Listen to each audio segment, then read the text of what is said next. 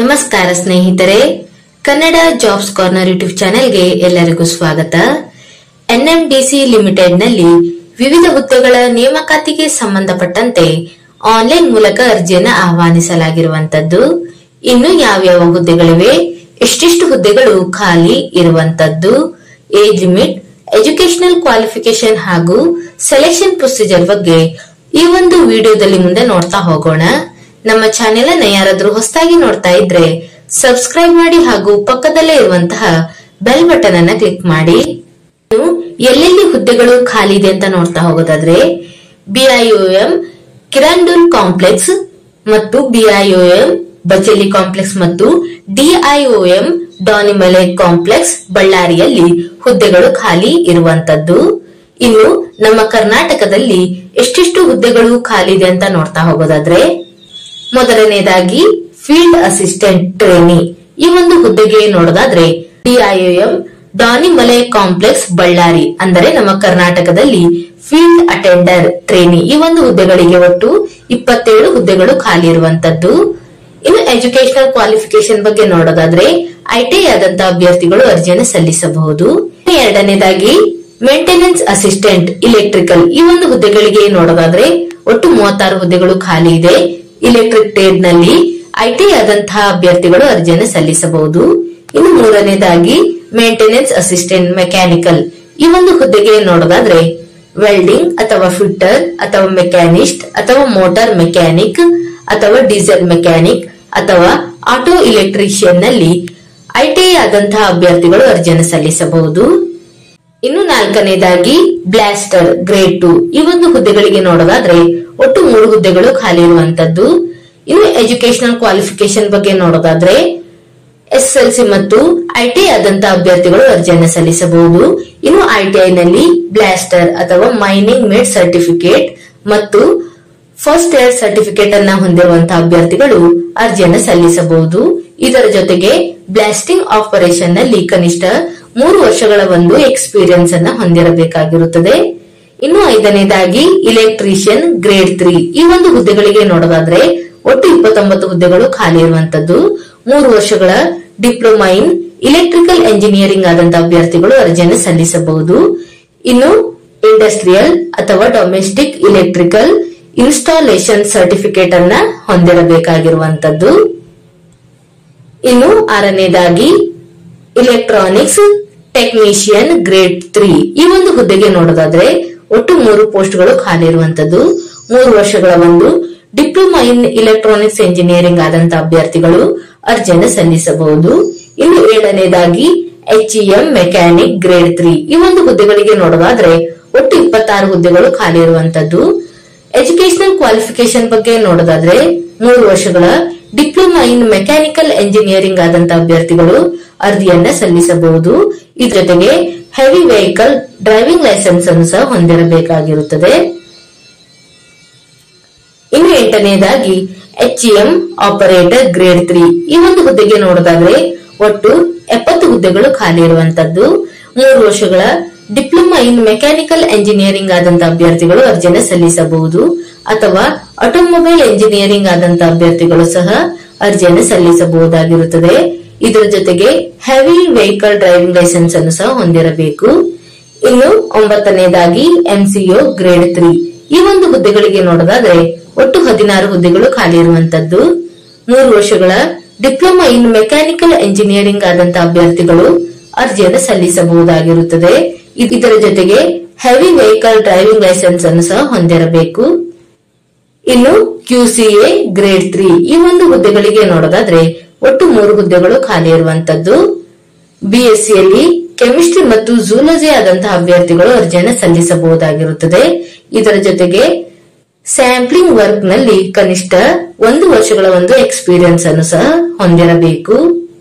ಇನ್ನು ಈ ಹುದ್ದೆಗಳಿಗೆ ಆಯ್ಕೆಯಾದಂತಹ ಅಭ್ಯರ್ಥಿಗಳಿಗೆ ನೀಡಲಾಗುವಂತಹ ಸ್ಟಿಫಂಡ್ ಬಗ್ಗೆ ನೋಡ್ತಾ ಹೋಗೋದಾದ್ರೆ ಮೊದಲನೇದಾಗಿ field attendant, maintenance assistant electrical ಮತ್ತು ಮೇಂಟೆನೆನ್ಸ್ ಅಸಿಸ್ಟೆಂಟ್ ಮೆಕ್ಯಾನಿಕಲ್ ಈ 3 ಹುದ್ದೆಗಳಿಗೆ ಪ್ರಾರಂಭದಲ್ಲಿ 1 ವರ್ಷದವರೆಗೆ 18,000 ಸ್ಟಿಫಂಡ್ ಅನ್ನ ಒಂದು ಟ್ರೈನಿಂಗ್ ನ ಸಮಯದಲ್ಲಿ ಅಭ್ಯರ್ಥಿಗಳಿಗೆ ನೀಡಲಾಗುವಂತದ್ದು. ಇನ್ನು 1.5 ವರ್ಷದ ನಂತರ ಅಭ್ಯರ್ಥಿಗಳಿಗೆ 18,500 ಮಂತ್ಲಿ ಸ್ಟಿಫಂಡ್ ಅನ್ನ ನೀಡಲಾಗುತ್ತದೆ. ಇನ್ನು ಟ್ರೈನಿಂಗ್ ಪೀರಿಯಡ್ ಮುಗಿದ ನಂತರ ಅಭ್ಯರ್ಥಿಗಳಿಗೆ 18,700ರಿಂದ 32,940ರವರೆಗೂ ಸಹ ಸ್ಯಾಲರಿಯನ್ನು ನೀಡಲಾಗುವಂತದ್ದು.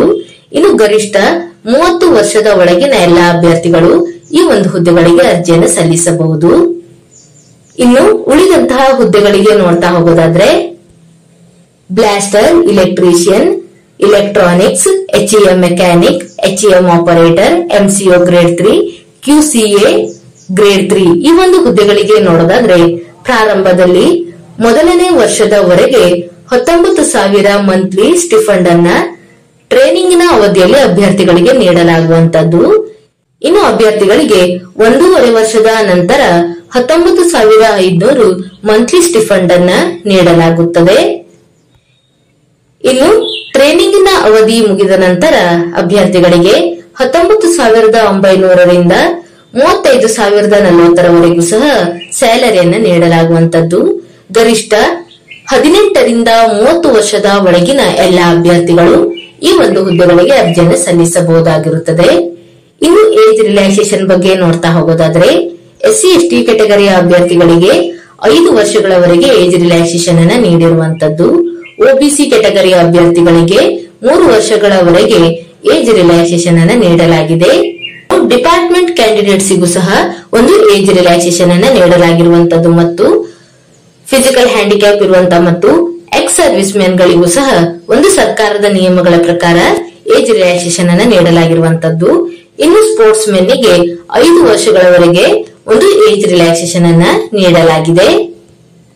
ಇನ್ನು ಅಭ್ಯರ್ಥಿಗಳು ಅರ್ಜಿಯನ್ನು ಸಲ್ಲಿಸುವಂತಹ ವಿಧಾನದ ಬಗ್ಗೆ ನೋಡೋದಾದ್ರೆ ಅಭ್ಯರ್ಥಿಗಳು ಆನ್ಲೈನ್ ಮೂಲಕ ಅರ್ಜಿಯನ್ನ ಸಲ್ಲಿಸಬಹುದಾಗಿರುವಂತದ್ದು. www.nmdc.co.in ಈ ಒಂದು ವೆಬ್ಸೈಟ್ ಮುಖಾಂತರ ಅಭ್ಯರ್ಥಿಗಳು ಆನ್ಲೈನ್ ಮೂಲಕ ಅರ್ಜಿಯನ್ನು ಸಲ್ಲಿಸಬಹುದು. ಮೇ 25 ಬೆಳಿಗ್ಗೆ 10 ಗಂಟೆಯಿಂದ ಜೂನ್ 14 ಸಂಜೆ 11:59ರವರೆಗೂ ಸಹ ಅಭ್ಯರ್ಥಿಗಳಿಗೆ ಅರ್ಜಿಯನ್ನು ಸಲ್ಲಿಸಲು ಅವಕಾಶವನ್ನು ನೀಡಲಾಗಿದೆ. ಇನ್ನು ಅಪ್ಲಿಕೇಶನ್ ಫೀಸ್ ಬಗ್ಗೆ ನೋಡೋದಾದ್ರೆ ಅಭ್ಯರ್ಥಿಗಳಿಗೆ 150 ರೂಪಾಯಿ ಅಪ್ಲಿಕೇಶನ್ ಫೀಸ್ ಇರುವಂತದ್ದು. ಇನ್ನು SC/ST, ಫಿಸಿಕಲ್ ಹ್ಯಾಂಡಿಕ್ಯಾಪ್ ಇರುವಂತಹ ಮತ್ತು ಎಕ್ಸ್ ಸರ್ವಿಸ್ ಮೆನ್ ಹಾಗೂ ಡಿಪಾರ್ಟ್ಮೆಂಟಲ್ ಕ್ಯಾಂಡಿಡೇಟ್ಸ್ ಗೆ ಯಾವುದೇ ರೀತಿಯಾದಂತಹ ಅಪ್ಲಿಕೇಶನ್ ಫೀಸ್ ಇರೋದಿಲ್ಲ. ಇನ್ನು ಅಭ್ಯರ್ಥಿಗಳು ಆನ್ಲೈನ್ ಮೂಲಕ ಅಪ್ಲಿಕೇಶನ್ ಫೀಸ್ ಅನ್ನ ಪೇಮೆಂಟ್ ಮಾಡಬೇಕಾಗಿರುತ್ತದೆ. ಇನ್ನು ಸೆಲೆಕ್ಷನ್ ಪ್ರೊಸೀಜರ್ ಬಗ್ಗೆ ನೋಡ್ತಾ ಹೋಗೋದಾದ್ರೆ ಅಭ್ಯರ್ಥಿಗಳಿಗೆ ಮೊದಲನೇದಾಗಿ ರಿಟರ್ನ್ ಎಕ್ಸಾಮಿನೇಷನ್ ಇರುವಂತದ್ದು. ಇನ್ನು ರಿಟರ್ನ್ ಎಕ್ಸಾಮಿನೇಷನ್ ನಲ್ಲಿ ಕ್ವಾಲಿಫೈ ಆದಂತಹ ಅಭ್ಯರ್ಥಿಗಳಿಗೆ ಫಿಸಿಕಲ್ ಎಬಿಲಿಟಿ ಟೆಸ್ಟ್ ಅಥವಾ ಟ್ರೇಡ್ ಟೆಸ್ಟ್ ಅನ್ನ ನಡೆಸಲಾಗುತ್ತದೆ. ಇನ್ನು ರಿಟರ್ನ್ ಎಕ್ಸಾಮ್ ನಲ್ಲಿ ಅಭ್ಯರ್ಥಿಗಳಿಗೆ ಒಟ್ಟು 100 ಅಂಕಗಳಿಗೆ ಎಕ್ಸಾಮಿನೇಷನ್ ಅನ್ನ ನಡೆಸಲಾಗುವಂತದ್ದು. ಇನ್ನು ರಿಟರ್ನ್ ಎಕ್ಸಾಮ್ ಬಗ್ಗೆ ನೋಡ್ತಾ ಹೋಗೋದಾದ್ರೆ ಎಕ್ಸಾಮಿನೇಷನ್ ಅನ್ನ ಕಂಪ್ಯೂಟರ್ ಬೇಸ್ಡ್ ಟೆಸ್ಟ್ ಅಥವಾ OMR ಮುಖಾಂತರ ರಿಟರ್ನ್ ಎಕ್ಸಾಮ್ ಅನ್ನ ನಡೆಸಲಾಗುವಂತದ್ದು. ಇನ್ನು ಎಲ್ಲವೂ ಸಹ ಮಲ್ಟಿಪಲ್ ಚಾಯ್ಸ್ ಕ್ವಶನ್ಸ್ ಗಳು ಇರುವಂತದ್ದು ಮತ್ತು ಎಕ್ಸಾಮಿನೇಷನ್ ನಮ್ಮ ಒಂದು ಕರ್ನಾಟಕದ ಅಭ್ಯರ್ಥಿಗಳಿಗೆ ಹಿಂದಿ, ಇಂಗ್ಲಿಷ್ ಮತ್ತು ಕನ್ನಡ ಲ್ಯಾಂಗ್ವೇಜ್ ನಲ್ಲಿ ಎಕ್ಸಾಮಿನೇಷನ್ ಅನ್ನ ನಡೆಸಲಾಗುತ್ತದೆ. ಇನ್ನು ಫೀಲ್ಡ್ ಅಟೆಂಡೆಂಟ್ ಟ್ರೈನಿ ಈ ಒಂದು ಹುದ್ದೆಗಳಿಗೆ ಸಂಬಂಧಪಟ್ಟಂತೆ ರಿಟರ್ನ್ ಎಕ್ಸಾಮ್ ಬಗ್ಗೆ ನೋಡೋದಾದ್ರೆ ಈ ಒಂದು ಹುದ್ದೆಗಳಿಗೆ OMR ಬೇಸ್ಡ್ ಟೆಸ್ಟ್ ಮುಖಾಂತರ ಒಂದು ಎಕ್ಸಾಮಿನೇಷನ್ ಅನ್ನ ನಡೆಸಲಾಗುವಂತದ್ದು. ಇನ್ನು ಒಟ್ಟು 100 ಅಂಕಗಳಿಗೆ ಎಕ್ಸಾಮಿನೇಷನ್ ಅನ್ನ ನಡೆಸಲಾಗುತ್ತದೆ. ಜನರಲ್ ನಾಲೆಜ್ ಮೇಲೆ 70 ಅಂಕಗಳು ಇರುವಂತದ್ದು ಮತ್ತು ನ್ಯೂಮರಿಕಲ್ ಅಂಡ್ ರೀಸನಿಂಗ್ ಎಬಿಲಿಟಿಯ ಮೇಲೆ ಒಟ್ಟು 30 ಅಂಕಗಳು ಇರುತ್ತವೆ. ಉಳಿದಂತಹ ಎಲ್ಲಾ ಹುದ್ದೆಗಳಿಗೆ ಕಂಪ್ಯೂಟರ್ ಬೇಸ್ಡ್ ಟೆಸ್ಟ್ ಮುಖಾಂತರ ಒಂದು ಎಕ್ಸಾಮಿನೇಷನ್ ಅನ್ನ ನಡೆಸಲಾಗುವಂತದ್ದು. ಈ ಒಂದು ಎಕ್ಸಾಮ್ ಅನ್ನ ಒಟ್ಟು 100 ಅಂಕಗಳಿಗೆ ನಡೆಸಲಾಗುತ್ತದೆ. Subject knowledge on specific trade ಅಂದರೆ ಆಯಾ ಟ್ರೇಡ್ಗೆ ಸಂಬಂಧಪಟ್ಟಂತೆ ಒಟ್ಟು 30 ಅಂಕಗಳು ಇರುವಂತದ್ದು ಮತ್ತು ಜನರಲ್ ನಾಲೆಜ್ ಮೇಲೆ ಒಟ್ಟು 50 ಅಂಕಗಳಿಗೆ ಎಕ್ಸಾಮಿನೇಷನ್ ಅನ್ನು ನಡೆಸಲಾಗುವಂತದ್ದು ಮತ್ತು ನ್ಯೂಮರಿಕಲ್ ಅಂಡ್ ರೀಸನಿಂಗ್ ಎಬಿಲಿಟಿಯ ಮೇಲೆ ಒಟ್ಟು 20 ಅಂಕಗಳು ಇರುವಂತದ್ದು. ಒಟ್ಟಾರೆ 100 ಅಂಕಗಳಿಗೆ ಎಕ್ಸಾಮ್ ಅನ್ನ ನಡೆಸಲಾಗುತ್ತದೆ.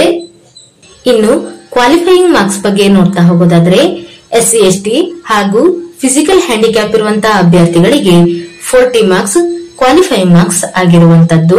ಇನ್ನುಳಿದಂತೆ ಒಬಿಸಿ ನಾನ್ ಕ್ರಿಮಿ ಲೇಯರ್ ಈ ಒಂದು ಅಭ್ಯರ್ಥಿಗಳಿಗೆ 45 ಮಾರ್ಕ್ಸ್ ಕ್ವಾಲಿಫೈಯಿಂಗ್ ಮಾರ್ಕ್ಸ್ ಆಗಿರುವಂತದ್ದು ಮತ್ತು ಯುಆರ್ ಮತ್ತು ಇಡಬ್ಲ್ಯೂಎಸ್ ಕೆಟಗರಿಯ ಅಭ್ಯರ್ಥಿಗಳಿಗೆ 50 ಮಾರ್ಕ್ ಕ್ವಾಲಿಫೈಯಿಂಗ್ ಮಾರ್ಕ್ಸ್ ಆಗಿರುವಂತದ್ದು. ರಿಟರ್ನ್ ಎಕ್ಸಾಮ್ ನಲ್ಲಿ ಕ್ವಾಲಿಫೈ ಆದಂತಹ ಅಭ್ಯರ್ಥಿಗಳಿಗೆ ಸೆಕೆಂಡ್ ಲೆವೆಲ್ ಟೆಸ್ಟ್ ಗೆ ಕರೆಯಲಾಗುವಂತದ್ದು. ಇನ್ನು ಸೆಕೆಂಡ್ ಲೆವೆಲ್ ಟೆಸ್ಟ್ ನಲ್ಲಿ ಫಿಸಿಕಲ್ ಅಬಿಲಿಟಿ ಟೆಸ್ಟ್ ಮತ್ತು ಟ್ರೇಡ್ ಟೆಸ್ಟ್ ಅನ್ನ ನಡೆಸಲಾಗುತ್ತದೆ. ಇನ್ನು ಫೀಲ್ಡ್ ಅಟೆಂಡೆಂಟ್ ಟ್ರೇನಿ ಈ ಒಂದು ಹುದ್ದೆಗಳಿಗೆ ನೋಡೋದಾದ್ರೆ ಫಿಸಿಕಲ್ ಅಬಿಲಿಟಿ ಟೆಸ್ಟ್ ಅನ್ನ ನಡೆಸಲಾಗುತ್ತದೆ. ಅಭ್ಯರ್ಥಿಗಳು ರಿಟರ್ನ್ ಎಕ್ಸಾಮ್ ನಲ್ಲಿ ಪಡೆದುಕೊಂಡಿರುವಂತಹ ಅಂಕಗಳ ಆಧಾರದ ಮೇಲೆ 1:3 ಈ ಒಂದು ರೇಷಿಯೋದ ಆಧಾರದ ಮೇಲೆ ಫಿಸಿಕಲ್ ಅಬಿಲಿಟಿ ಟೆಸ್ಟ್ ಗೆ ಕರೆಯಲಾಗುವಂತದ್ದು. ಇನ್ನುಳಿದಂತಹ ಎಲ್ಲಾ ಹುದ್ದೆಗಳಿಗೆ ಟ್ರೇಡ್ ಟೆಸ್ಟ್ ಅನ್ನ ನಡೆಸಲಾಗುತ್ತದೆ. ಈ ಹುದ್ದೆಗಳಿಗೆ ಅಭ್ಯರ್ಥಿಗಳು ರಿಟರ್ನ್ ಎಕ್ಸಾಮ್ ನಲ್ಲಿ ಪಡೆದುಕೊಂಡಿರುವಂತಹ ಅಂಕಗಳ ಆಧಾರದ ಮೇಲೆ 1:3 ರೇಷಿಯೋದ ಆಧಾರದ ಮೇಲೆ ಟ್ರೇಡ್ ಟೆಸ್ಟ್ ಗೆ ಕರೆಯಲಾಗುವಂತದ್ದು. ಇನ್ನು ಸೆಕೆಂಡ್ ಲೆವೆಲ್ ಟೆಸ್ಟ್ ನಲ್ಲಿ ಒಟ್ಟು 100 ಅಂಕಗಳು ಇರುವಂತದ್ದು. ಇನ್ನು ಕ್ವಾಲಿಫೈಯಿಂಗ್ ಮಾರ್ಕ್ಸ್ ಬಗ್ಗೆ ನೋಡೋದಾದ್ರೆ ಯುಆರ್ ಮತ್ತು ಇಡಬ್ಲ್ಯೂಎಸ್ ಕೆಟಗರಿಯ ಅಭ್ಯರ್ಥಿಗಳಿಗೆ 40% ಮಾರ್ಕ್ಸ್ ಕ್ವಾಲಿಫೈಯಿಂಗ್ ಮಾರ್ಕ್ಸ್ ಆಗಿರುವಂತದ್ದು. ಒಬಿಸಿ ನಾನ್ ಕ್ರಿಮಿ ಲೇಯರ್ ಅಭ್ಯರ್ಥಿಗಳಿಗೆ 37% ಮಾರ್ಕ್ ಕ್ವಾಲಿಫೈಯಿಂಗ್ ಮಾರ್ಕ್ಸ್ ಆಗಿರುವಂತದ್ದು ಮತ್ತು ಎಸ್ಸಿ ಎಸ್ಟಿ ಮತ್ತು ಫಿಸಿಕಲ್ ಹ್ಯಾಂಡಿಕ್ಯಾಪ್ ಇರುವಂತಹ ಅಭ್ಯರ್ಥಿಗಳಿಗೆ 30% ಮಾರ್ಕ್ ಕ್ವಾಲಿಫೈಯಿಂಗ್ ಮಾರ್ಕ್ಸ್ ಆಗಿರುವಂತದ್ದು. ಇನ್ನು ಆಸಕ್ತ ಮತ್ತು ಅರ್ಹ ಅಭ್ಯರ್ಥಿಗಳು ಈ ಒಂದು ಹುದ್ದೆಗಳಿಗೆ ಅರ್ಜಿಯನ್ನು ಸಲ್ಲಿಸಬಹುದಾಗಿದೆ. ಇವಿಷ್ಟು ಎನ್ಎಂಡಿಸಿ ಲಿಮಿಟೆಡ್ ನಲ್ಲಿ ಕರೆಯಲಾದಂತಹ ವಿವಿಧ ಹುದ್ದೆಗಳ ನೇಮಕಾತಿಗೆ ಸಂಬಂಧಪಟ್ಟಂತಹ ಮಾಹಿತಿಯಾಗಿರುವಂತದ್ದು. ಈ ಒಂದು ವಿಡಿಯೋ ನಿಮಗೆ ಇಷ್ಟವಾಗಿದ್ದಲ್ಲಿ ಒಂದು ಲೈಕ್ ಮಾಡಿ, ಶೇರ್ ಮಾಡಿ ಹಾಗೂ ಸಬ್ಸ್ಕ್ರೈಬ್ ಮಾಡಿ. ಜೊತೆಗೆ ಪಕ್ಕದಲ್ಲೇ ಇರುವಂತಹ ಬೆಲ್ ಬಟನ್ ಅನ್ನು ಕ್ಲಿಕ್ ಮಾಡಿ.